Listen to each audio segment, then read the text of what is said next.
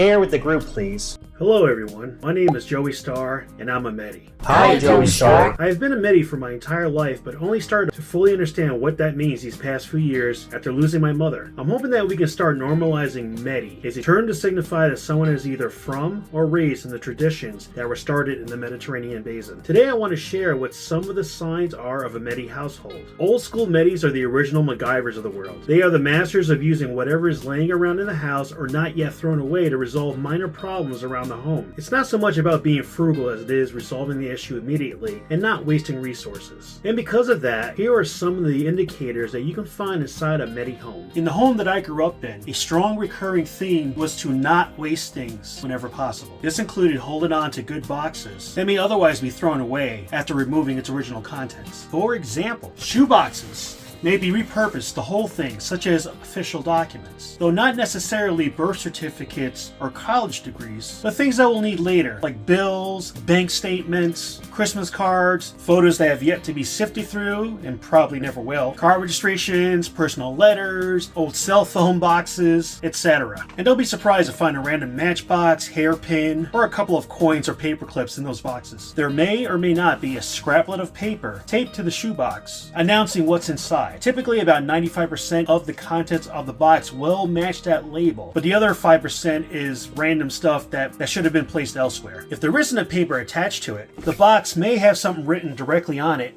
to indicate its contents, or there may be nothing on the shoebox at all to indicate its contents. You'll have a fun time figuring it out when you need to find something. Hey, I don't make the rules. And very important to note that there will always be at least one extra empty shoebox waiting to be used, because you never know. Old cigar and wooden wine boxes may be used for items that require a little extra protection, like an endless supply of wax candles or an assortment of band-aids. Also with and without the patent scrap of paper label. I remember my mom using an old cardboard cigar box for storing leftover coins and bills from previous trips to South America. The intention was to stow it until she returned next year, or later the same year, to use. Except that she'd forget that it was in the box and thus come back from the next trip and keep adding to it. Used tins like from foreign chocolates seen here, and the almighty Danish butter cookies tin. I'm going to give you the straight dope about Meddies right now. We cannot resist saving a tin. In fact, even now as I film this, I am working through a Christmas dog biscuit tin, and I'm already thinking of ways to reuse it. The most common reuse for these is to store sewing supplies, but I've seen it used for storing dry goods, teas that didn't come in their own tin, condiment packets, and pretty much a catch-all for loose objects like buttons, nails, and like before, coins, matchboxes, and even lighters. For some reason though, it always seems like the tins don't get that patent scrap of paper label taped onto them like the shoebox do. I mean, I've seen some with labels, even maybe one or two by my mom, but this seems to be the exception rather than the rule. Which is why I've gotten burned a few times opening up one of these, expecting delicious cookies, but getting stuck with a sewing needle instead. This is why many kids grew up with trust issues. Don't even get me started on freaking bouillon cubes. I distinctly remember from my childhood, my mom using an old hat box that was about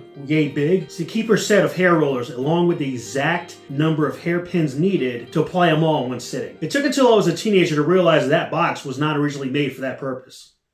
Under the kitchen sink, you can expect to find a wide, usually shallow used can or container for keeping cooking oil bottles and protecting the cabinet from residual liquid. Just like my mom used to, I am using an old Goya sardines can. More commonly, you will find an old coffee container, preferably a metal one for collecting your used cooking grease/oil, which will be thrown away once it's full. I can almost feel some of you nodding your heads already. Meddies are practically world-renowned for reusing plastic food containers. We've been recycling since before recycling was invented. If your household was anything like mine growing up, there were shelves and cabinets dedicated to reusing these containers. I've seen households that have more of these than actual Tupperware containers, sometimes instead of Tupperware containers. Plastic bottles, such as spring water bottles or reusable drinking bottles, could be used for storing things like cleaning fluids, special homemade beverages, and I've even seen some of them cut in half with the bottle cap still on there and used as a scoop for either kitty litter or salt for your walkway. Spray bottles that once held one kind of liquid could be reused to hold other kinds of liquid. For example, this was Comet, now it's a little vinegar spray that I like to clean with, but some will not remove the original label, so be wary of the contents.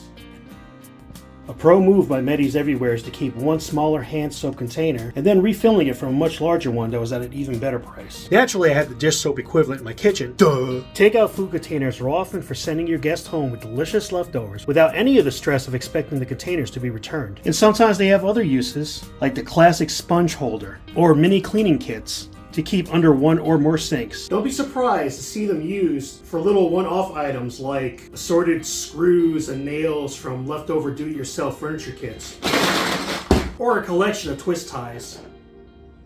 And no Meddie home is complete without a number of butter and or Cool Whip containers in the fridge, storing leftovers for a later time, usually without a label, so you'll get to play leftovers roulette during the week for lunch. Which leads us to the next subtopic. I'm not sure if this is universal among Meddies, or just maybe the more eccentric ones that are really good with plants. I've seen some examples among my mother's friends, but never to the level that it was in our home. My mom was the mistress of home gardening and plant hacks, long before the word hacks was being misused the way it is today. For starters, used parquet tubs that weren't assigned to leftovers would sometimes be used as flower pots, and their lids would sit under other flower pots to catch the excess water that would come through when you were watering them. I have seen, and hopefully I can find a picture that I took of it, where mom had taken one of those plastic hangers like you get when you buy a blouse at a department store, snapped in half, stuck into the soil in a pot, and used a towel bundle string to wrap around and erect a sagging plant. That is some pro-level Richard Dean Anderson right there. I remember when I was about 8 or 9 years old, mom picking up some kind of mini palm tree trunk from an airport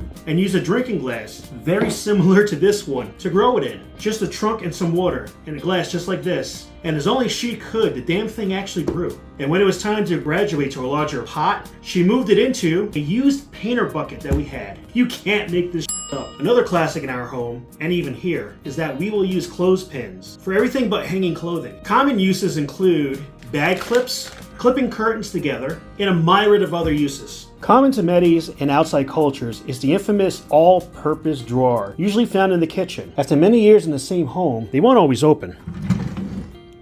Not easily, at least. And occasionally, an otherwise dedicated drawer may still hold some of these miscellaneous items to supplement the existing catch-all drawer. For example, here in my silverware drawer, in addition to supplemental miscellaneous items, you can find the aforementioned clothespins inside an empty disposable container without a label on it, among mismatched items for a scorching multi-point combo. You win!